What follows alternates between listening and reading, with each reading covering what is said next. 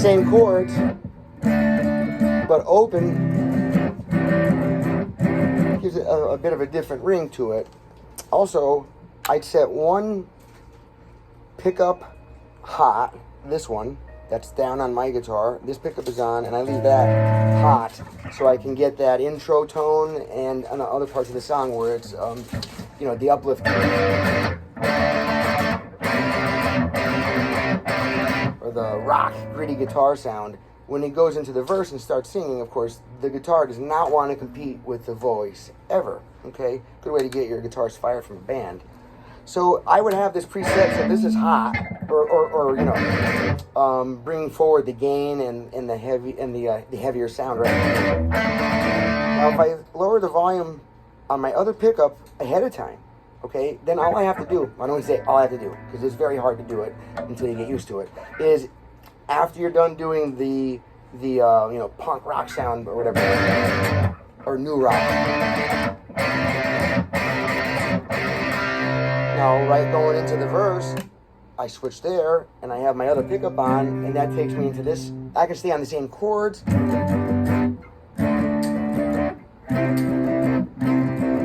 Or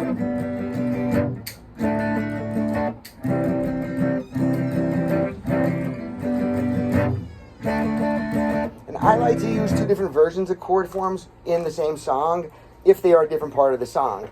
Like in this case, you know, it kind of keeps them separate in my mind. I don't get confused as to where I'm at in the song. I do the chorus here in the open position, and then, you know, everything reminds, like where I'm at now is a little landmark to remind me what I have to do to get to the next spot. So doing the open chords here, ending that phrase, then that would trigger in my mind, okay, I have to hit that switch back down again, my toggle, because that's going to turn this pickup on, and then I'm going back to the...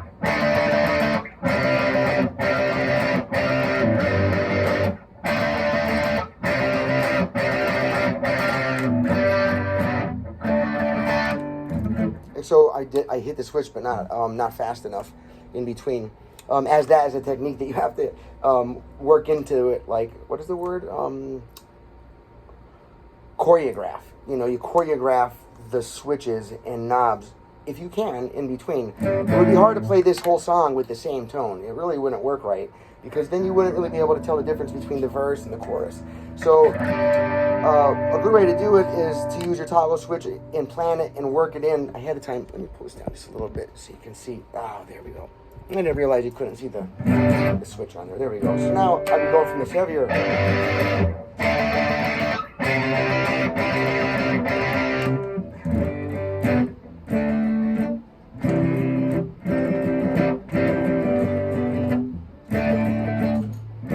Now, it takes a split second or so to do that, so you have to choreograph that timing in there somehow, you know, so you practice just that move a couple times.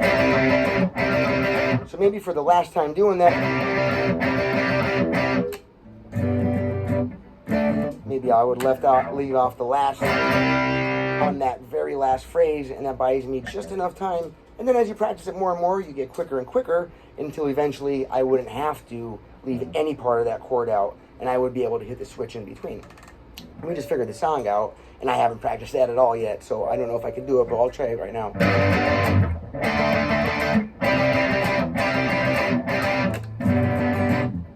that. And then going back.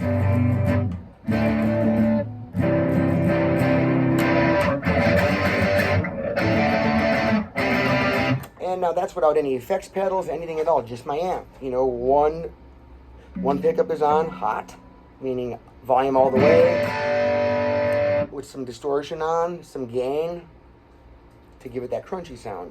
Now, that gain and crunchy sound disappears as you roll your volume knob off.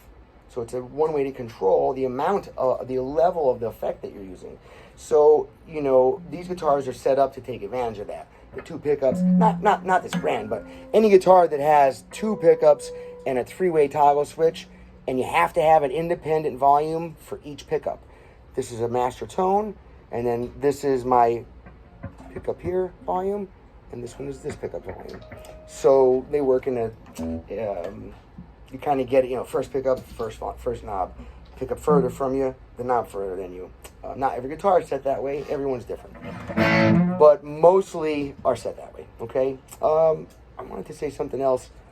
Well, the tone was the most important thing, I guess. I was going to talk about, towards the end of the song, they kick on, which is either like a tremolo effect or a combination of phaser flanger, where you get like a little repeat in there. Let's see if I can switch this real quick, and I'm going to show you. We had that effect on that amp, maybe. So I don't have the foot switch to switch it during the song, you know. So if I were going to play this in a band on stage, you would have to have a pedal, you know, that you hit with your foot and turn the effect on and off. I'm just going to put the effect on now. If you do have the pedals at home or have an amp that allows you to set it, then you can, let's see.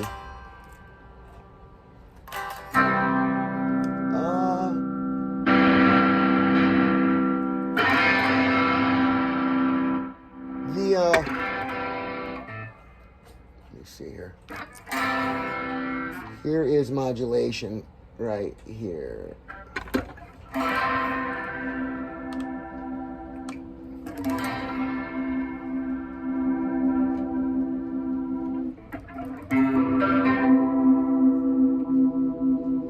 And so you hear wah wah wah. So in the song, towards the end, you're gonna hear a part that's, it's like, I'm sorry, it goes back and forth between the, that's the part. It's not the chorus. There's like a bridge in the song. That's what I'm getting at. So the first time through it, they're not using this effect. So let me just shut this out for 1 second. So there is a part in the song where it's going.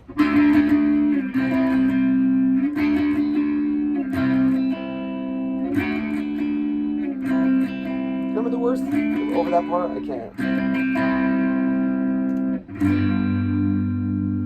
I can't recall the part of the song, but you should definitely be able to hear that, okay? We'll just call it the other part of the song. Otherwise, the song is the same all the way through, except the tone difference. That's why I'm bringing it up. If you want to sound anything like Third Eye Blind, Charmed Life, is it called, right? Yeah, Semi-Charmed Life, Third Eye Blind. If you want to sound like that recording, and I just listened to them live as well, just to see if there was any differences. And there are slight differences. You don't have a lot of layering or anything. And a matter of fact, they even seem to play it a little more energetic. Wouldn't you think? I thought they did. But you'll see on stage, the musician himself will hit the effects on when it's time for them. If he's not doing that and you hear the sound change, it's very common for bands at that level, you know, Third Eye Blind, playing in arenas, where your sound guy does all your sound for you. In the background, he's stepping on your pedals, he's turning it on and off. There are some artists that still use their own pedals, but turn their own pedals on and off. But usually when you get to that level, unless you're a guru like Eddie Van Halen, a control, you know, you're so good, someone else can't take your spot, right? Well, then, of course, those guys do all their own. No one touches Jimmy Page's pedal board. That's a guarantee. But if you go to see most bands, new rock and stuff like that, when their effects are turning on and off, often, if you don't see that guitar player stepping on a box or a button or a switch, then that's generated by the blind members of the band. It's often these big famous bands because they do have other members. They're just shadow members. Many times they'll have guitar players. They stand in the back. You don't see them. They're called shadow players. And they'll be filling in. Pink Floyd does that all the time, and I love them. They're one of my favorite bands. When Pink Floyd plays live, they always have shadow musicians hanging out in the back, playing all those layers and textures that you hear on the record. And it's not one is better than the other. It's just a different way to do it. All right. The last part of the song, when they turn that, so the bridge beat, or whatever you want to call it, that part, it's just between the D and the C, and then starts all back to the regular riff. Now, that one part at the end uses this, I don't know actually if it would be a tremolo or a phaser.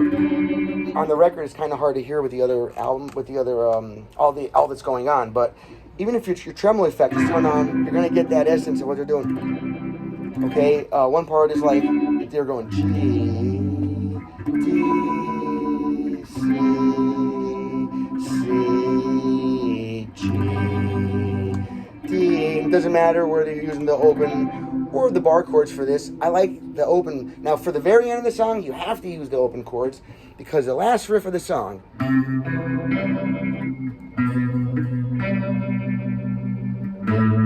open A.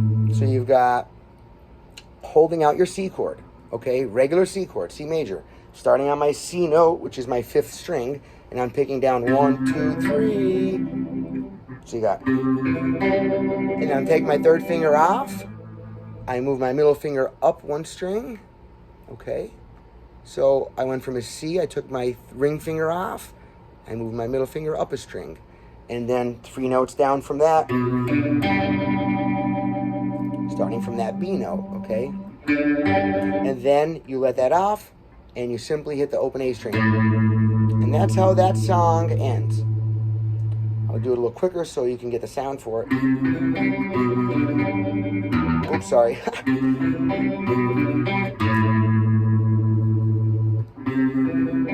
you get a good angle there.